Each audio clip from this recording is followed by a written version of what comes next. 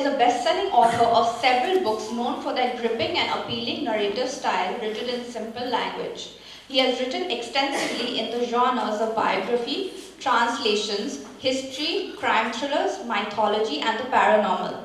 He has a remarkable lineup of fiction titles in varied subgenres of mystery, adventures, young adult, and thriller. Two of his fiction titles for young adults have been selected as supplementary reads for students at prominent schools in Vadodara.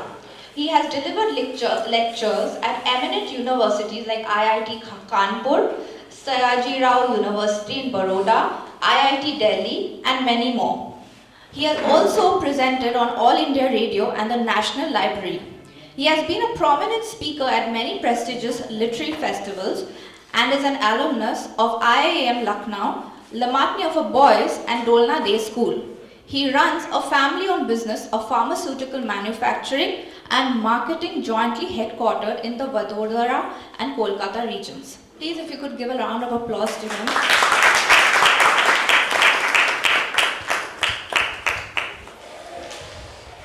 Now we have Jashodhara ma'am, who is an alumni of Lady Shri Ram College and IIM Calcutta. She writes and translates and teaches a course on storytelling.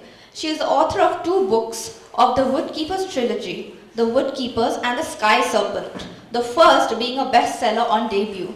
She has been a columnist on Scroll In. In 2019, she created a concept and Bible for a web series.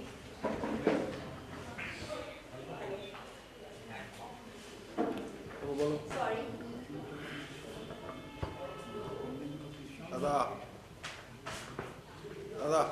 Hello. Okay. For a web series with Disney Plus Hotstar. She recently serialized a translation of Gurudev Rabindranath Tagore's opera, The Illusion Game, on the digital platform Scrollstack. A translation of Hemendra Roy's iconic adventure, Jokhe Dhawn, was published as The Treasure of the Khasi Hills by Talking Cub Books in 2023.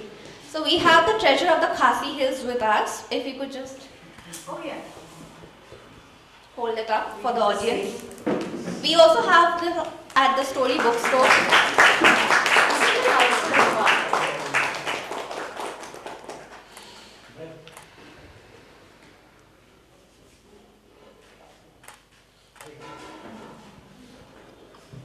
So now we'll start the session.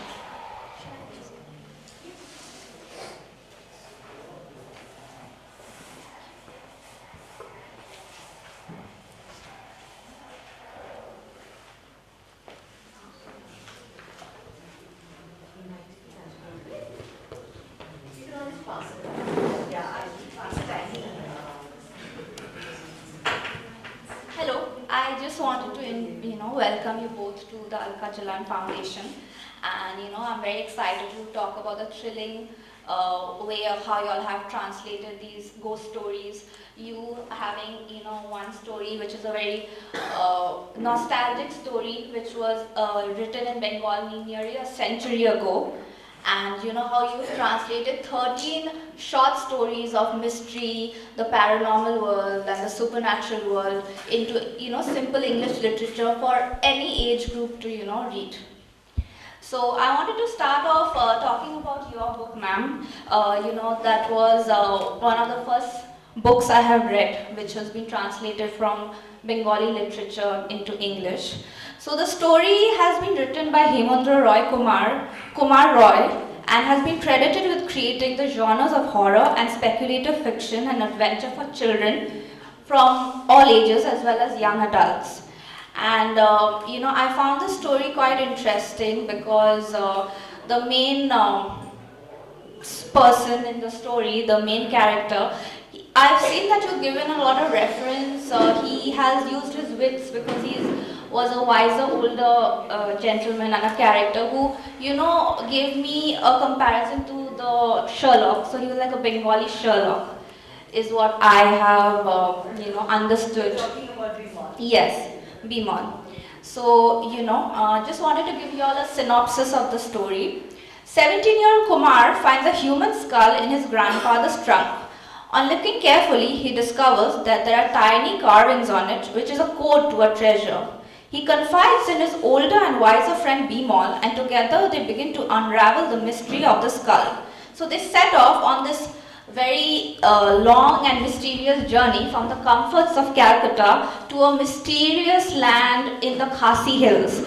And the story has been quite thrilling, is what I have read throughout, and has been many mysterious turnarounds and a lot of danger awaiting them in every corner. So, I wanted to ask you, how is it like translating this Bengali literature book into English? And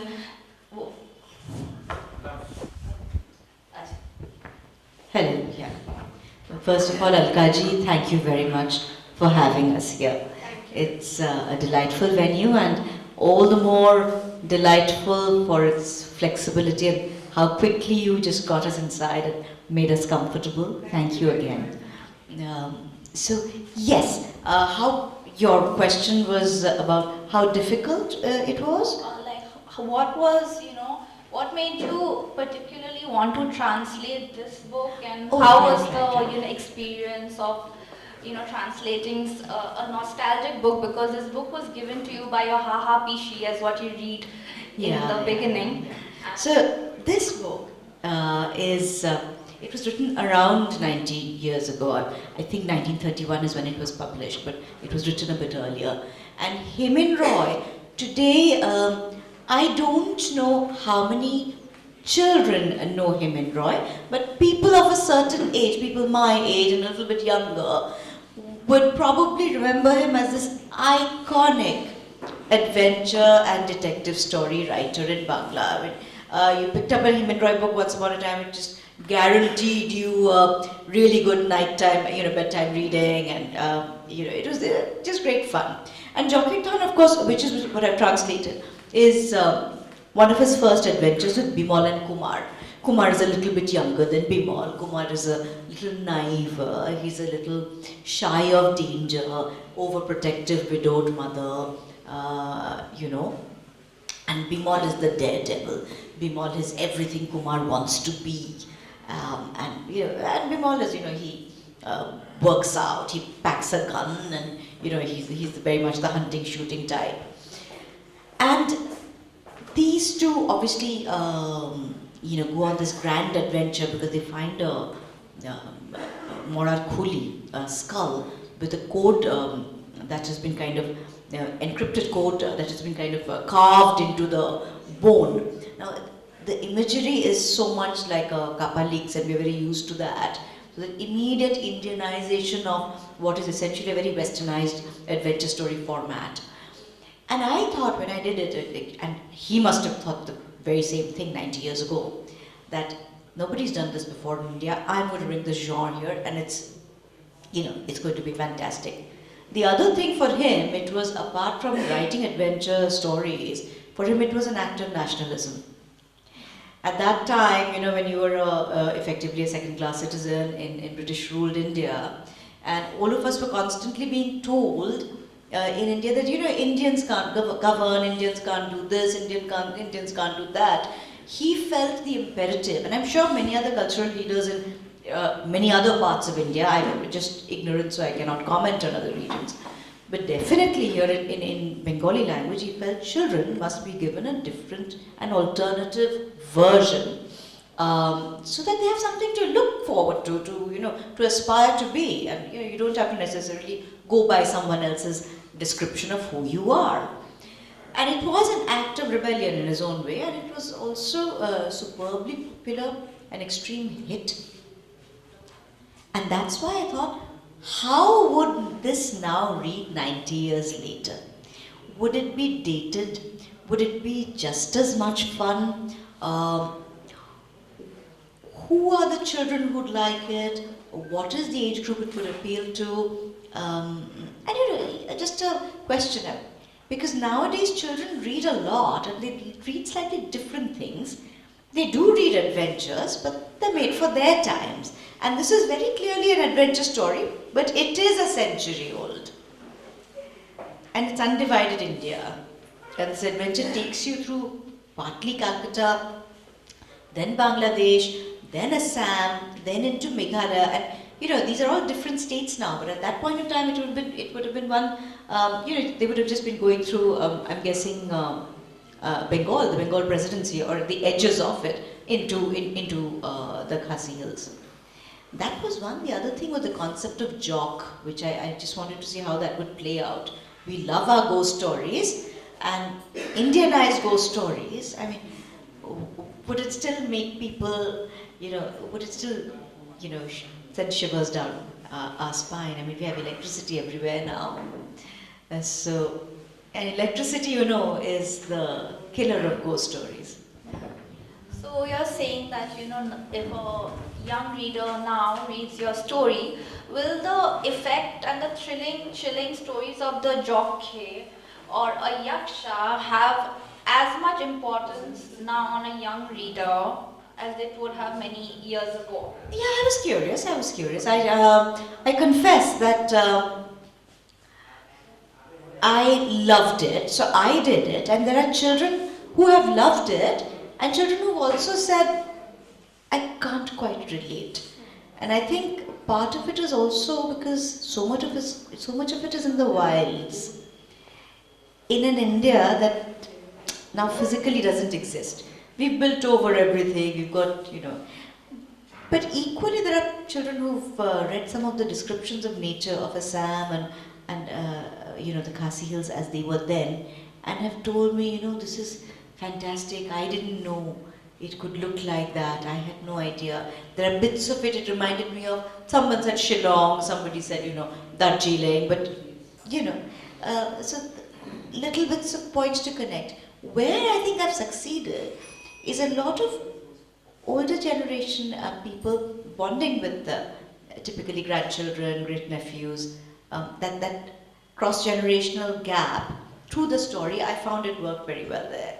A lot of people I know, my elders, and in their communities, they've bought just to sort of build that bridge of connection. I found there it helped. We shall see. I also wanted to ask you, as a female translator, I found a lack of female characters in the story. So what are your thoughts on that? Yeah, it's very all male. So those are the things. Some things, date this. However, Hemendra Babu, of course, did this all male Bimal Kumar and then Jayanta Manik, and it didn't bother me because the story was great fun, so I did it. However, I'll have you know that it's not like at the same time there weren't women writing about women detectives. There are these omnibuses called Goinda Shikha, Prabhavati Devi's Goinda Shikha was definitely one. Krishna. Goinda Krishna. So she had these series of women who were, sari-clad women with guns. I wish I'd got a copy of the original book with me. So, and those were a treat to read as well. But Hemendra Babu's world was very much a boy's own paper. It was modelled on that. In that sense, very, very. The adventures were all male. His ghost stories are not, though. There are lots of female characters in his ghost stories, in his paranormal stories. So before continuing with you, I would like to, have Prasun sir tell us something about his stories. So this Ghost, The Devil's Teacup, is a collection of 13 short stories of the paranormal world, the ghosts, the ghouls, which is quite different from Jashodhara's ma'am's book, which is more on mystery and suspense and, adventure. So, I wanted to ask you, obviously, we all know who Bibhutibhushan Bandyopadhyay is. He wrote the iconic Operajitam, and also, he has written Pothir Pachali, which we've all read. So, this is the first time I read 13 stories about supernatural things written by him. So it was, quite interesting to read. And I'm not someone, who's much of a reader, but I finished the book in like 2 days. So, I was really engrossed in all the stories. So I had a few questions that, I wanted to ask you, which I also asked her. Like, what was your experience translating these 13 stories from Bengali to English literature that, of all age groups could, enjoy and read? So, firstly, thank you so much, Kolkata Literary Meet. Thank you, Alka ji, for this wonderful evening today. And why Bibhutibhushan?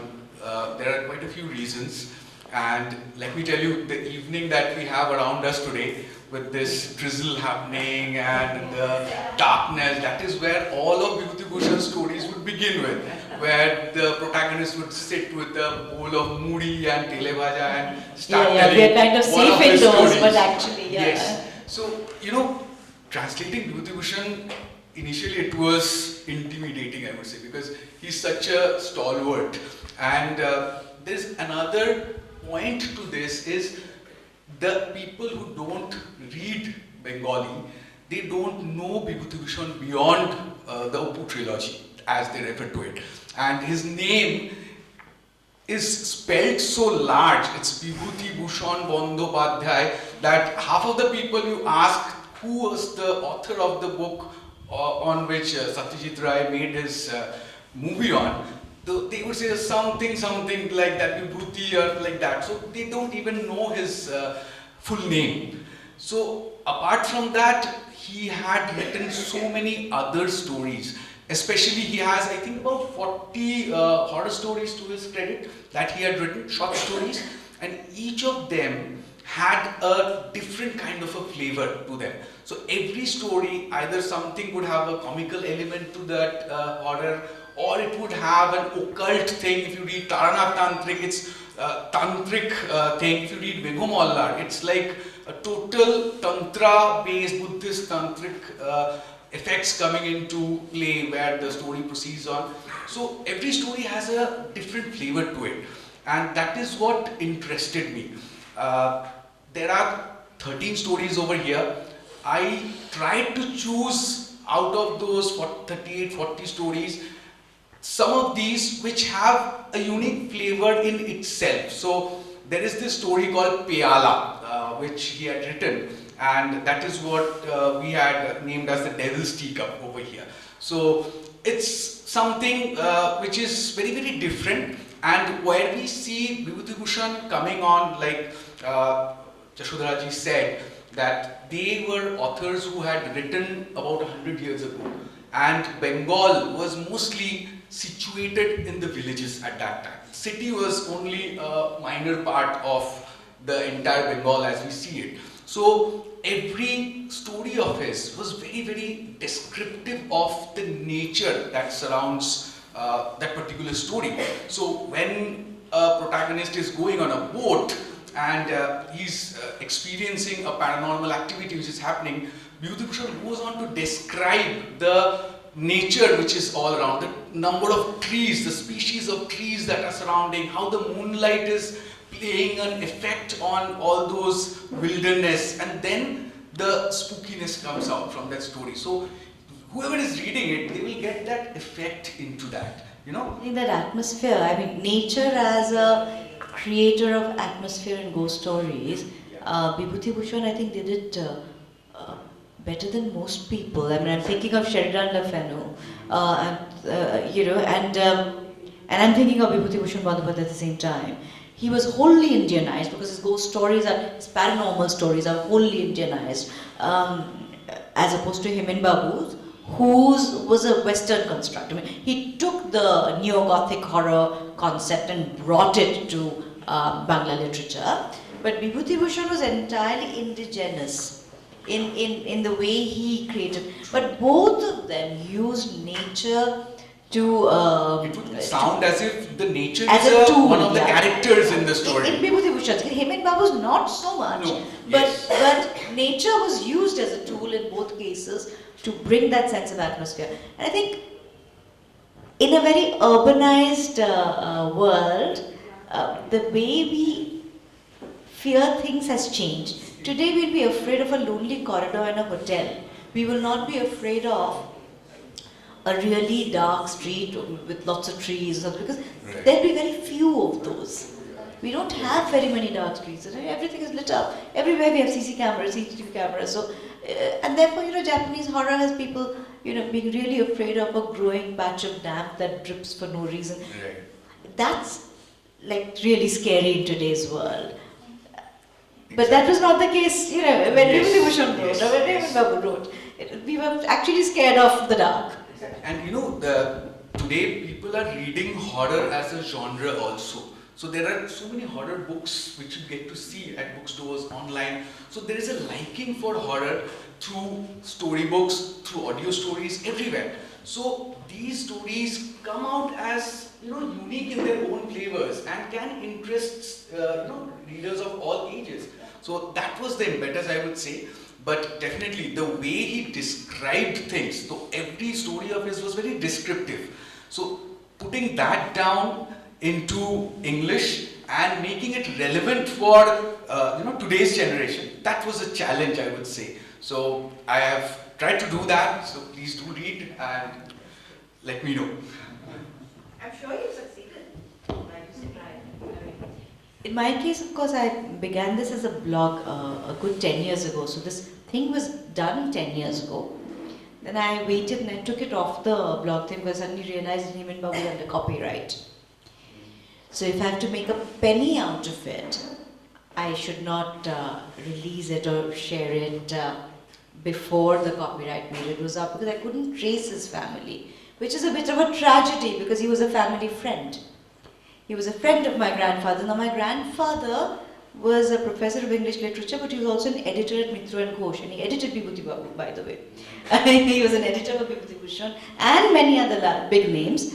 So it's he never edited Hemendra. Hemendra was a friend, but he used to visit our home, and we grew up like that. We grew up in awe of him and his stories for children. So he was very much on my mind when I said, someday I'll translate this book. Because it's like saying someday I'll translate Treasure Island. These are books you just do, they're iconic. Right, absolutely. And I'll share one experience of mine. Like a few months ago, I met Bibhutibhushan's grandson. So he was talking about the man that Bibhutibhushan was. He hadn't seen him in person, but Bibhutibhushan was a very well-read man, and he would never overdo that learning that he had in his stories. So he would put in just the right amount of information which is required for that story. So that was also a beauty of Bibhutibhushan when he used to write his stories. So all these things make these stories really, really precious, I would say. So there's a common saying that goes around that lost in translation. So as translators, did you all find it very difficult to translate some of the parts which would actually be quite chilling in Bengali into an English literature, that would send the same amount of chills and thrills down your spine when read? So in this case, in my case, this is a book for children, and the language was very simple, very clear and very crisp in the first. So I didn't pose, didn't pose a challenge as such. I had to occasionally pause and think and hunt for the right word in my head. But it was not something that worried me unduly. What was an interesting thing in this book that I liked doing was there was a code, right? And this code was in Bangla letters with matra and Bangla numbers, and it was text encrypted as numbers in a particular order and in grids. So working backwards, and I think years and years of teaching maths and algebra has made me the kind of person who enjoys these things very, very much. So I worked backwards from the words. First I translated the decoded message, obviously. Then I encrypted it back in English. That was a lot of fun. It took some time to do. I enjoyed it hugely. You might wish to call it, I wouldn't call it a challenge, I'd just call it a very interesting puzzle for me to do. So that was that. I kind of see Bimol in you when he was sitting and deciphering the code on the skull. Minus the biceps and the gun and sadly the gender and the height. He's 6 feet. I think he's a big guy. Yeah, he's like a bodybuilder. But that hunt for puzzle, I get what you're saying. And the fact that Bimol himself as a character, he couldn't resist coding and layers and layers of further encrypting. So he had this in a separate code in a pocketbook, which he hid somewhere else, with something which had a false bottom, some bag, and a duplicate copy. I liked this book because it was just all the things that a child wants in an adventure, you know. You want to constantly give the criminals a run for their money, and the criminals are scary, and they do cause a lot of damage, and they're always on your tail. Everything that a 10-year-old me adored. And I remember I was recovering from a bad bout of the flu when my aunt gave me Jashodhara. And in my introduction, she put a little verse in Bangla as a little gift note for me. And I translated that as well, and I've kept it because it was, it's a memory that I've always cherished. And I don't know, perhaps someday some other reader will read this and say, you know, I'm going to do this with a book. I'm going to write one, or I'm going to gift one, and I'm going to make it a memory for someone I love. So for me, books in a very large part are occasions to make memories. And when I write, I do the same thing. When I translate, I do the same thing. Can I make a memory for somebody? Can I make somebody smile at the end of it? Or pause to think? If I've done that, I've succeeded.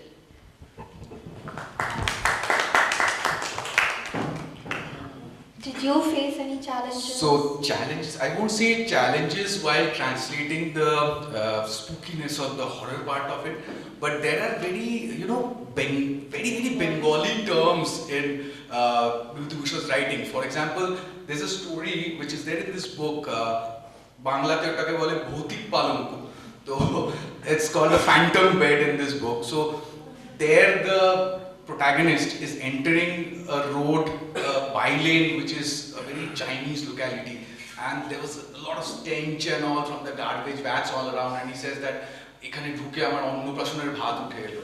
So this is something which, how do you say it to an English reading audience? So that was kind of something which I faced quite a few times. But you know, Prasun, this is the very interesting thing, and it's an interesting point that many translators are facing today. We have now changed ourselves. Exactly. This generation of India, we are largely urban Indians, we're all actually principally English speaking. Yeah. So English has become Indianized.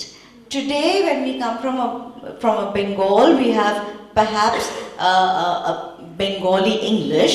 Somebody living in Maharashtra will have Marathi English, but it's all English.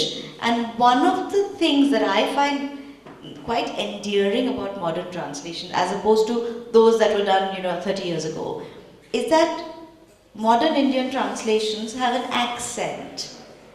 They have a Tamil accent, or they have a Bengali accent, and they have a Delhi accent. I like it. I like the fact that the odd Indian word or the odd cadence tells me where it's from. So a dear friend has has written a book, not translated, called Calcutta Chronicles, which is a series of short stories about somebody who's a Hindi speaker in Kolkata. And it has that accent in English, and therefore it's very endearing because it places it roots it in a place, in a community. And I think today English is so much an Indian language that if we are not going to do, let's say, direct translations between Bangla and Hindi, jeta age hoto, so Sharat Chandra would be translated first in Hindi and then people would think about doing it in English. We do the reverse today. We do a Bibhutibhushan first in English, and then we think, should we do a Hindi, should we do a Tamil, etc., translation. Now that this has become the de facto method, I think an Indianized version of English is the closest we can get to the sweetness of the original language. My theory. So I don't worry too much about There are certain things, like when he says... So how did you translate it? I'm very curious to know. What did you report? So I just... There was a tremendous stench of the garbage that was coming. You couldn't retain that line. Yes, could not, because there is no way you can portray it to the other people who are not Bengalis. So they won't understand what does it mean when you say that particular word. or the particular phrase. But Annaprashan is, by the way, it exists everywhere.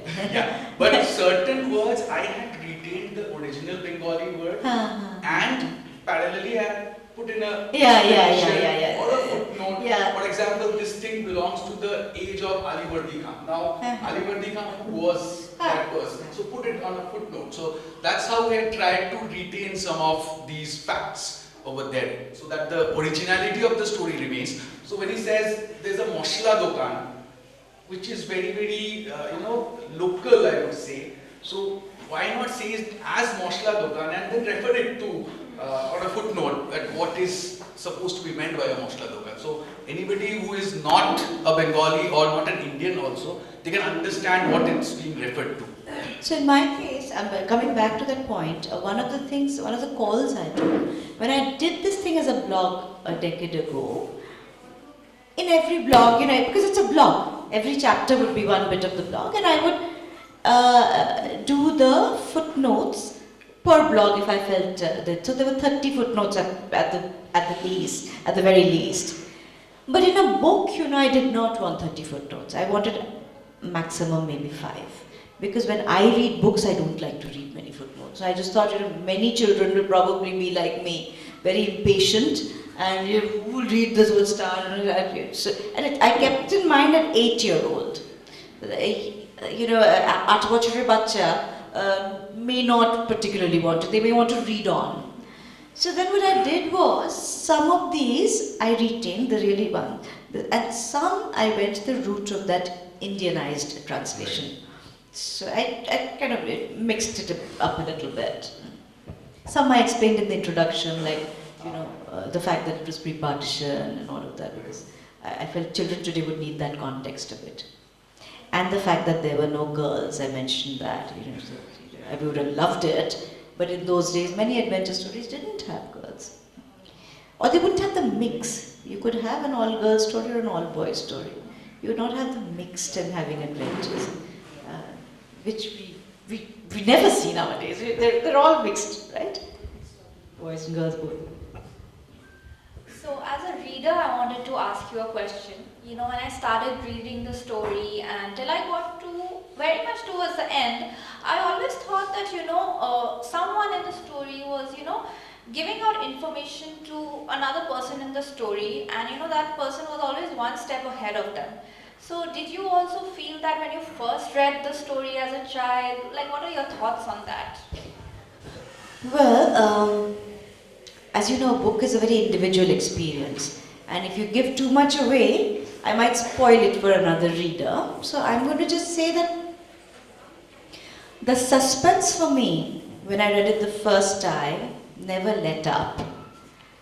And the last 2 or 3 chapters, read in a load-shedding ridden 80s Kolkata, they were scary, even though I read them in the afternoon, because I was alone in a large room, one of these old Kolkata houses, and it was, nowadays we don't have that kind of silence. It was silent, and it was scary for me. A friend of mine read it and said the same thing that you have said, when I was that age. Now, as an adult, when I read it, many years later, did I have the same feeling? Not necessarily. So every time even I read it, in every version that I've read it, the book has remained entertaining for me. It has remained riveting for me. But it didn't always make me think of the same, eventualities. So I think it's very much up to the person, up to the reader. Definitely. I just wanted to ask you, now with the times of social media and, Netflix and, we don't see those original, like those, how we would say these days, the OG scary stories, like also Goosebumps and things like that would make a young reader very, in that story. So now with the times of social media where, you always read scary stories and always read or see something scary, would reading these books, your book, be, like, would a young reader be thrilling? Like, will they be thrilled with that, or would they generate to the social media part of it? think they are two very different categories of horror, I would say. Horror has a lot of categories in themselves. What you get to see today on social media are short clips of horror. Those are small experiences. These come with associated experiences also. So they would definitely appeal. I mean, you see audio stories, they do audio stories all over. So all these audio stories are heard by people and they are old audio stories. So it is something which people are liking. These stories are written hundreds of, about 100 years ago. So people are liking to hear them. So I strongly believe that children or young adults and even elders would love to read these stories in English. Actually, Sanjna, I have a slightly different view also on this. This categorization, children's, young adults, or adults, or whatever, teenagers, as fiction, I think we get the categorization wrong. We think that it limits the readership. I think it doesn't. Marketing term, I would say. It also is a style. It perhaps relates to a certain style in which the book is written, a certain font or font size perhaps, or a certain this thing of the words, or maybe even the protagonists will be children, but it doesn't necessarily mean the readership is children. I read an awful number of children's stories and young adults stories, and I know a lot of elders who read a lot of YA books, and many children who read precociously and read. I was one of those children. I read Dostoevsky, oh my God, way before my time. I read Gorky at 12. I had no business reading Gorky at 12 now, I think. But I read Gorky at 12. And I read at 42, I read children's stories. I mean, I'm not 42 now, that was a decade ago, but yeah. so yeah, I don't think these labels denote readership. They denote something else, style perhaps. So in many of the stories that I read, from what I remember when I was a child, my grandmother would tell me the stories that the evil presence in the story was always a female presence, and that's what I found in most of the stories. Like the evil character or the evil presence, the supernatural presence has been mostly characterized on females. So is that like pure nostalgia that the author was into, or do you think that? What are your thoughts on that? The witch syndrome, and it's global actually. The churel, the witch, and when I was a child, my grandparents always told me stories of the female who will lure you into the darkness and things like that. So what is your take on that? Well, if you see, Bengal has 14 different kinds of bhoots defined. So you have a mecho bhoot, a gecho bhoot, a shakchunni, a petni, a mamdo bhoot, who is religiously different from another category. So I would say, yes, there are stories where you see the ghost being a female in many stories, but there are stories of all these different categories. The ghost is also Brahmin, the ghost is also Mohammedan, which is the Mamdo Bhoot. It's basically a Brahmin ghost. So and the Shakchunni, if I'm not mistaken, is a widow who likes fish. yeah. Because that is not allowed, right? Shakchunni is a ghost who wears, who's a married woman who likes because fish. she wears Who likes fish, right. So that's Shakapala. So the Shakapala bit comes the Shakchunni. Yes, and Mecho would be like a comical ghost who would be, talking in a very nasal tone, mach niye jachis kind of But to answer your stories. question, interestingly, even Thakmar Chuli, if you see it from today's lens today, if you go back and read it, it's very clear that women who want power for themselves are always the Rakushis, huh? So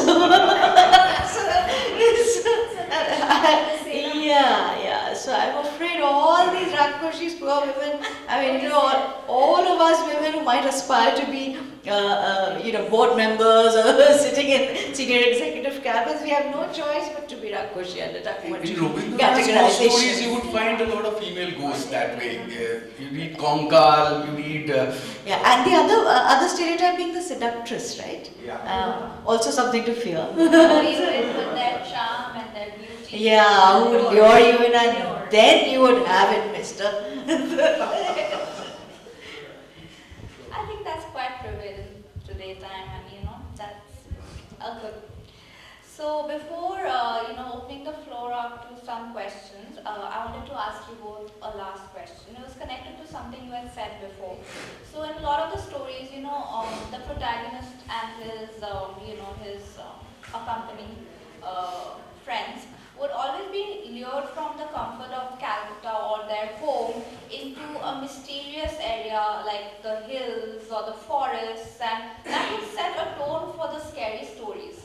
So what are your thoughts on this when you all, even other than these books, other books that you all have read or Well, including the one I wrote, Word Keepers, I mean, I've used that. See, in every story for me, there is, and for many storytellers, there is what is safe. And you have to take your protagonist out of what is safe into what is unknown, which is often remote, or something that you cannot comprehend, maybe an alternate world. And every storyteller in some way, shape or form wants to do that, because if you don't do that, your adventure doesn't begin, right? So the most obvious one is to take them somewhere remote and dark, and villages that's the most realistic one. But it could be anything. It could be actually Alice in Wonderland, if you come to think of it. It's written in a very comical way. Had the style been slightly different, it would have been a very scary story. True, absolutely. it's quite easy actually. And what you said is absolutely right, and I also think that when I'm referring to Bengali horror stories, we have this thing in us who are Bengalis that Bromon Pipashu Bangali. So Bengalis always love to travel to different places, and their stories always takes the protagonist or whoever is talking about the ghost. They visit a place which is not a usual place to visit. They're en route to Kashmir somewhere, and they are staying in a village when they experience this paranormal thing. So that love for travel, which we see in Bengalis, so that comes out through their stories, and also the adventure part of it. To the rest, when the people like Hemendra Roy, Bibhutibhushan wrote. I think very interestingly also, to add to what you're noticing as a pattern, I think the love for travel across demographics. I mean, whether rich or middle class or poor, absolutely, everybody must travel. That thing then immediately makes it very broad based. Then you can have stories of everybody. And it also gives you out the fact that these people were writing in an era where Bengalis were looked down upon as, they are not very brave and cowardly. So they're coming out of their comfort zone. They're trying to do something courageous, going ahead and experiencing something which is not the stereotype. So that also comes out through these narratives, I would say. Although, Prasun, I'd like to add a small point there. In any story, when you're writing to an audience, the general audience, readership, that is the common man or woman, is ordinary and is cowardly and is, is a bitu. Otherwise, how would you have a hero, and why would anybody want to read anything about a hero? I think, in general, we are all of us ordinary people, we are all, scared. We're all slightly cowardly, and that's why we have heroic stories. Okay, I think the floor is open for questions. Sure. Very much actually for the wonderful conversation. To both of you actually. So I'm Anirban.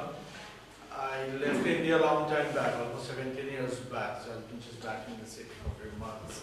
And when it's the opportunity to come over here. So wonderful conversation. I have just very small little question to both of you. When I was a kid, I was kind of a bit voracious reader of all these post stories, that you guys have translated.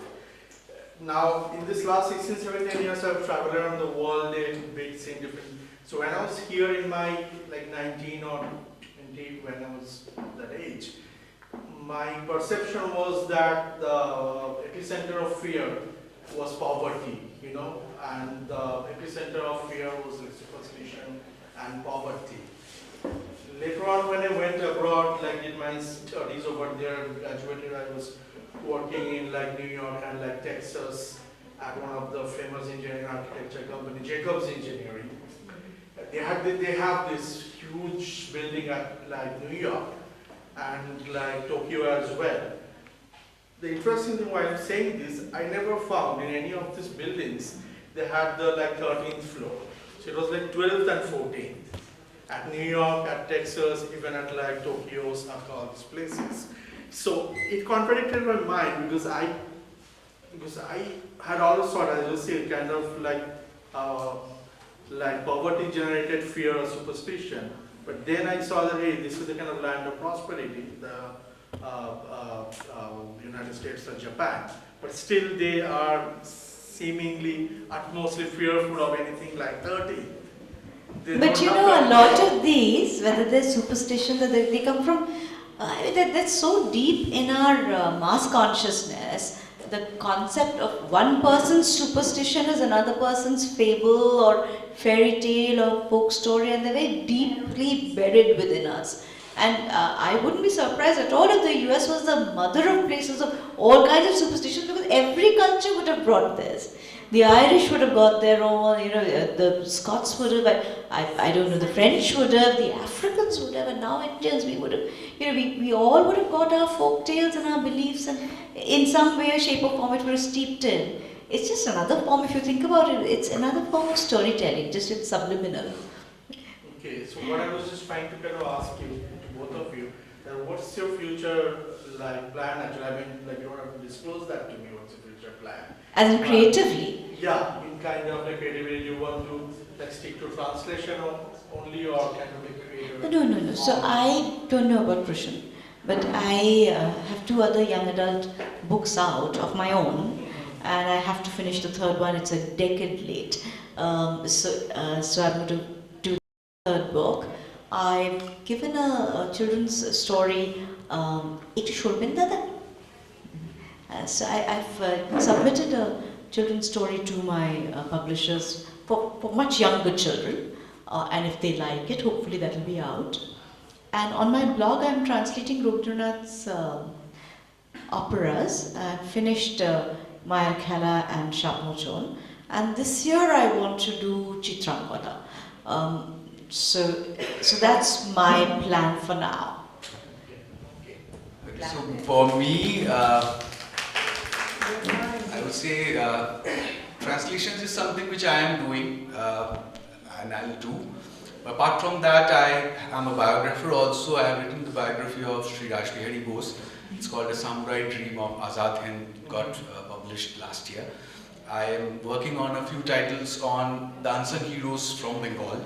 So that's in the pipeline. I do fiction also.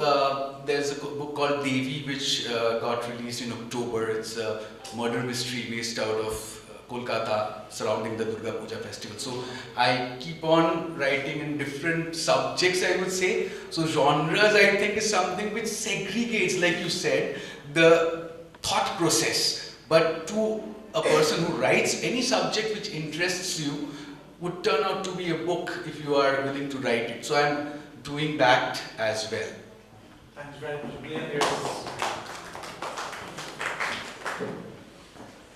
Hi. I would like to, no, it's fine. I just want to know that in today's landscape, when do you think people are scared easily? Like you mentioned, like the atmosphere, there's no silence nowadays, and also with people with access to so much of world content, thanks to OTT platforms and different books and content, I think the fear of unknown is a little bit blurred. People are much more perceptible, and the notion of predictability, oh, I knew this would happen. So that is a very important factor in ghost stories.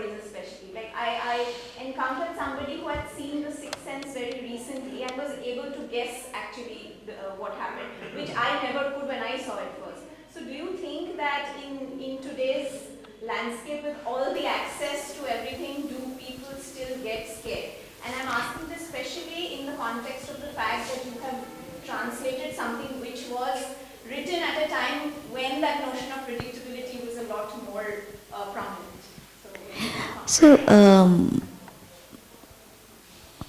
What we are afraid of and how we are afraid of things is an ever evolving thing. Some things stay the same, some things change. Now, I just think that we've added on to our fears, which is both a bad thing but also a good thing for a writer.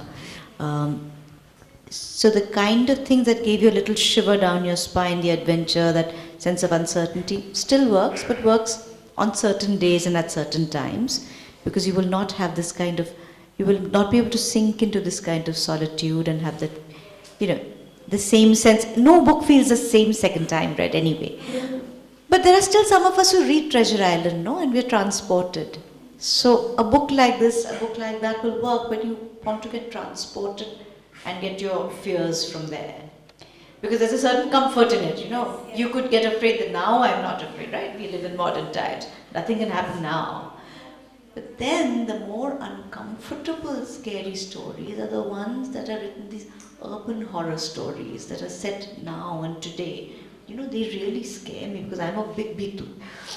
So I by and large live alone. When I'm in Bombay, I'm on my own. When I was in my Newtown flat, I was on my own. And it was still very quiet.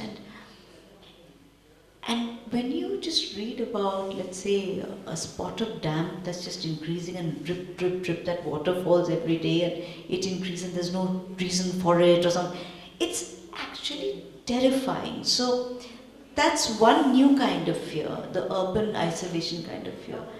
The other fear is a typical social media fear for me. The way people now, because nobody knows you, right, on Twitter or Facebook. You can be anyone you want. You can just have a fake persona, and you can say whatever you want. You can threaten people. You can stalk, and I have been threatened on my, in my personal messages thing. I've had a couple of unfortunate stalking incidents. That fear is actually very real, and it's born of this whole social media monster. It used to be at arm's length when we were growing up. Because, there was some guy who would follow you home and you'd tell people, this guy is bugging me, and it would be taken care of. Now, it's in the palm of your hand. So that is, I think, very genuinely scary. I'm sure lots of people will write about it or have already written about it. So the definition of fear has changed? The definition of fear has increased. It's encompassed more. I think we fear more, or we fear differently. But earlier on, we would all be afraid of war. That's a relatively, we've had extended periods of peace, so we're not scared of war, for instance. War. But the psychology of fear is there in our subconscious. It has been so, and it will be so. So, like when you were saying that I read a particular story in the afternoon in a huge empty room and I was all alone. So a similar experience today also, if you sit somewhere alone in a huge building, you're sitting alone, even in the afternoon, if you're reading a horror story, you would definitely feel that chill come down. So I think the psychology of fear is there in our subconscious. We are aware maybe, but that subconscious thing doesn't go away from your personality. Right. You were talking about something in the beginning of the talk. I was listening to you, my eyes closed, and something struck me. In the 30s and also in the 70s, when Jashodhara wrote Bangla, there was a thing called the construction of an indigenous Indian, which went hand in hand with rebelling against the colonial masters. But in the 30s, when you say that Bimol was everything Kumar wanted to be, Bimol was actually the indigenous Indian person that went against the colonial masters or went against the notion of heroism that the colonial masters set? Bimal was an idealized portrait of the Indian that Hemendra Babu wanted. Right. So that goes parallelly with the that is parallel to the very post-colonial notion of constructing an indigenous Indian persona. Do you think that works even now when you translate Hemendra Babu, or when Jashodhara is translated for the present-day readers? Do you think that particular perspective comes to the fore? As in constructing an alternate persona of a hero as an idealized version. Right. I think the exact context of how that hero is created might differ basis history and where we are. So today I may not create a Bimal if I had to create a Bimal exactly as Bimal. But today I would create maybe a woman who was Bimal-like, who was, maybe not 6 feet, but maybe worked out and tough and bright and brave, because I think that is the need of the hour, for example, that women need to have more tough, heroines, and we need that role model. I may believe that, I may change my mind tomorrow. I'm just giving you an example. What I'm trying to say is, irrespective of context and time and history, time and again, writers will and do create personas that are larger than life, larger than themselves, but capable of inspiring many. It's needed. Right. It was all the more needed at a time when Bengal was, much more actively communist and was looking at human icons. Because we all need icons of some kind. When you have mythology, your icon exists as a god or a goddess or a prophet or whatever. When you have your normal adventure or thriller story, you still need the icon. You need a hero or a heroine. Hemendra was the ideal being. He was the Bhadralok hero, yeah. Right. He was the Bhadralok hero. He was an idealized. He was an idealized Bengali Bhadralok. Right. The Bhadralok as hero. Bimal was the revolutionary as hero. Let's play one Bhadralok, because Bangla was also Yeah, absolutely. The Calcutta Bhadralok as hero. So that's why we love him so much also. Kintu a time with changing context will change. Tomorrow somebody may think of a heroine as hero, who maybe is a software programmer in Bangalore, or maybe works with generative AI. You don't know. I mean, and an idealized version of that, because context change, context paltabe, tar sathe hero heroine paltabe, kintu larger than life to hote hobe.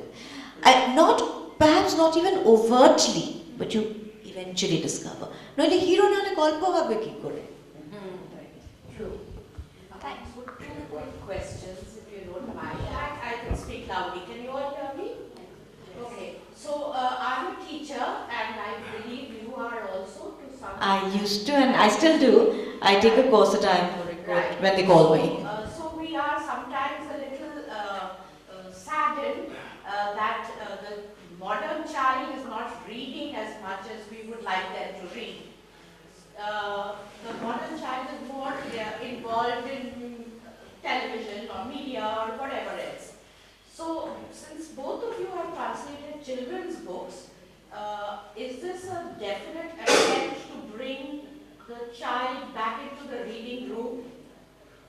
Is that why? Ma'am, I think, yes, you are right that children don't read more, they're into more gadgets and social media. But I think it's the responsibility of the parent also to sit with them and read. So when a child is seeing his father surfing through the internet on his phone and telling him, go sit down and read a storybook, that child will never adhere to that. I wouldn't have. So if you want your children to read, it's the parent, it's us who need to sit down with them, give them that time, sit with the book alongside your child. I do it as a practice. And that is how I think we can change this habit. Yes, we are writing, we are translating, we are creating content for children, but how to make them read, that is a responsibility of the parent, definitely, I would say. That's what Kumar also mentioned yesterday.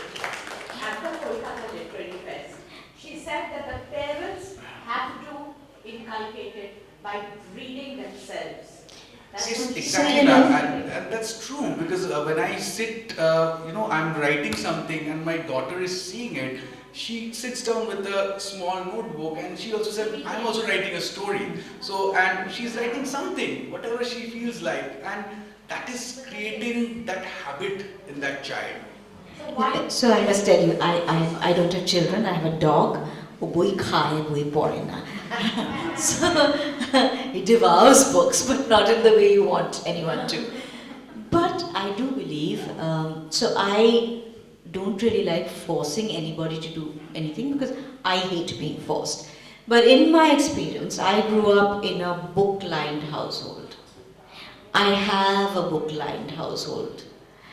Even when I say I'm an inveterate traveler, এই ব্যাগেতে আমার নিজের Kindle যেখানে অনেকগুলো বই আছে সেটা ছাড়া বোধহয় খান ছয়েক বই আছে because that is who I am. I have, I think, a comb, a lipstick, a phone that is always dying on me, and about 6 books at any given point in time. Because I grew up like that.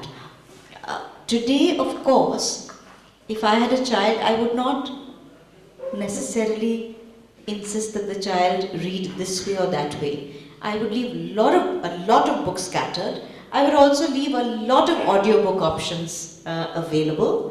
I would leave enough, graphic novels. I would keep stories in every way, shape or form. I would perhaps even, I wouldn't dream of giving a child full run of what's on offer on OTT, but a curated version of OTT and YouTube stuff that they could see. And I would leave it lying around. Because of course they will do as you do, but I would let them explore a bit because in my experience I see all of the adult world constantly telling all of the younger world what to do. It's a moha mushkil. They can't breathe. So I would leave it around, but I'd give them room to breathe. One last question. I'm sorry, I haven't finished. One quick question.